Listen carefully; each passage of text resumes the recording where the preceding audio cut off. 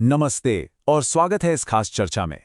आइए आज माहिष्मती की उस पीढ़ियों तक चलने वाली कथा की गहराई में उतरते हैं, जो सच में धर्म, राजनीतिक षड्यंत्र और अंततः न्याय की एक ऐसी विशाल कहानी है जिसे कभी भुलाया नहीं जा सकता।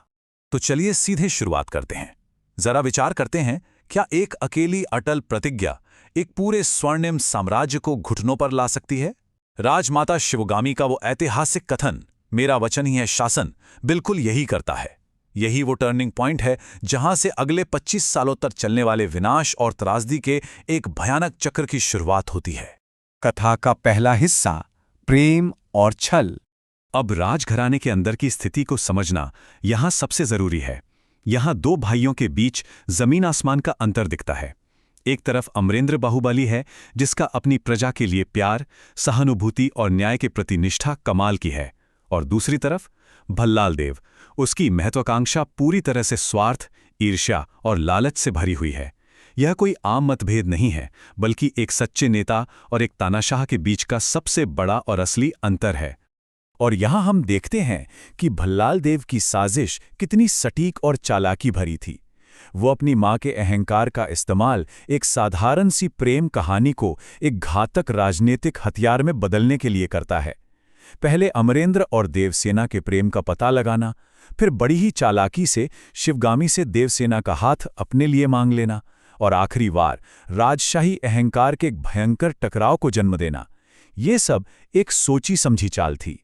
दूसरा पड़ाव, वचनों का टकराव।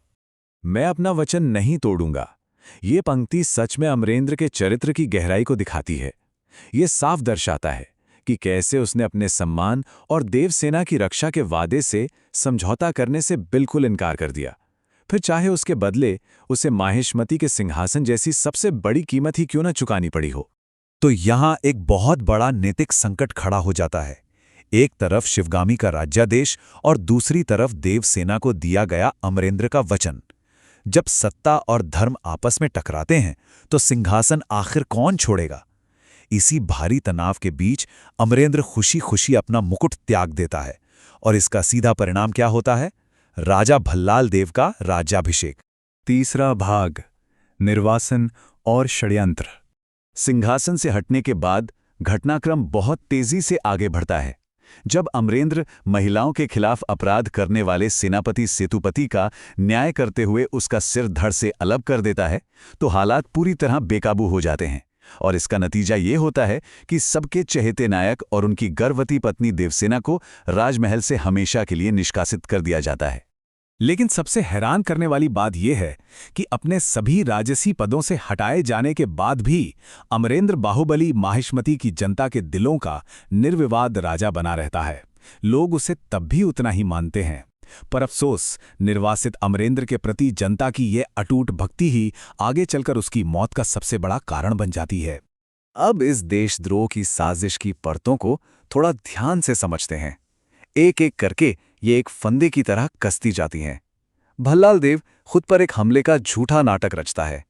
फिर कुमार वर्मा को धोखे से राजा पर हमला करने के लिए उकसाया जाता है। उसके बाद इस पूरी साजिश का मास्टरमाइंड अमरेंद्र को ठहराकर उसे झूठा फंसा दिया जाता है, और अंत में एक असहाय और भ्रमित शिवगामी को यह विश्वास दिला दिया जाता है कि उसका सबसे प्रिय बेटा ही एक घातक देशद्रोही है। नतीजतन वो उसकी गुप्त हत्या का आदेश दे देती है।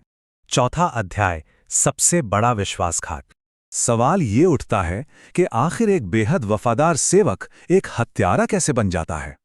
ये सवाल कटप्पा की उस दर्दनाक दुविधा को सामने लाता है, क्योंकि उसे सिंहासन के प्रति अपनी पीढ़ियों पुरानी शपथ और अमरेंद्र के प्रति अपने अथाह प्रेम के बीच किसी एक को चुनना होता है। वफादारी का इससे क्रूर विरोधाभास और क्या हो सकता है? जब तक तुम मेरे साथ हो मामा, मुझे मारने वाला पैदा नहीं हुआ। एक तरफ अमरेंद्र का ये अटूट विश्वास, और दूसरी तरफ कटप्पा द्वारा मजबूरी में पीठ पीछे से किया गया वो प्राणघातक वार। इन दोनों बातों के बीच का अंतर सच में दिल दहला देने वाला है। और उसके बाद आखिरकार वो भयानक सच सामने आता ही है। भल्लाल देव शिवगामी के सामने अपने इस घिनौने छल को तब स्वीकार करता है जब वो अमरेंद्र के मृत शरीर के पास खड़ा होता है। शिवगामी को तब इस बात का एहसास होता है कि उसके झूठे अभिमान और जल्दबाजी में लिए गए फैसलों ने ही साम्राज्य के सच्चे रक्षक को नष्ट कर दिया। पर तब तक बहुत देर हो चुकी होती है। ये सारा विनाशकारी घटनाक्रम एक बहुत ही दर्दनाक मोड़ पर खत्म होता है। शिवगामी नवजात महेंद्र को सच्चा राजा घोषित करती है और शाही रक्त को बचाने के लिए खुद को बलिदान कर देती है। वहीं दूसरी तरफ देवसेना को अगले 25 सालों तक महल के प्रांगण में जंजीरों से जकड़ दिया जाता है। 5वां और आखिरी भाग, प्रतिशोध और न्याय। दशकों तक अत्याचार सहने के बाद प्रजा और कटप्पा दोनों महेंद्र बाहुबली के पीछे एकजुट हो जाते हैं। आम नागरिक अपने 25 सालों के दुख और क्रोध को एक ऐसी अजेय सेना में बदल देते हैं जो ये साबित कर देती है कि जब क्रांति का वक्त आता है तो खेतीबाड़ी के साधारण औजार भी एक अभेद्य साम्राज्य को हिला देने वाले हथियार बन सकते हैं। इस अंतिम संघर्ष में ऊर्जा अपने चरम पर होती है। महेंद्र उस महल की सुरक्षा को भेद देता है जिसे कभी अजय माना जाता था। 25 साल के लंबे इंतजार के बाद आखिरकार देवसेना की जंजीरें टूटती हैं। एक बेहद भयानक युद्ध होता है जिसमें भल्लाल देव की हार होती है और कहानी का अंत यहाँ होता है जब उस अत्याचारी शासक को उसी चिता पर जलाकर भस्म कर दिया जाता है जो देवसेना ने सिर्फ उसके लिए तैयार की थी। महेंद्र बाहुबली के राज्याभिषेक के साथ ही ये कथा अपने अंजाम तक पहुंचती है।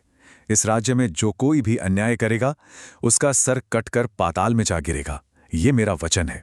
देखा जाए तो ये शिवगामी की उस शुरुआती प्रतिज्ञा की ही गूंज है, लेकिन एक बहुत बड़े फर्क के साथ। इस बार ये अंधे अभिमान पर नहीं बल्कि न्याय और धर्म की मजबूत नींव पर टिकी है। अंत में ये पूरा महाकाव्य एक बेहद गहरा सवाल पीछे छोड़ जाता है। जब वफादारी विश्वासघात की मांग करे और कर्तव्य के नाम पर प्रेम की बलि चढ़ा दी जाए तो एक अटल प्रतिज्ञा की असली कीमत आखिर क्या होती है? ये पूरी गाथा अहंकार के उन विनाशकारी परिणामों और पीढ़ियों तक चलने वाले कर्मों की एक सच्ची याद दिलाती है। इस चर्चा में साथ बने रहने के लिए बहुत बहुत धन्यवाद।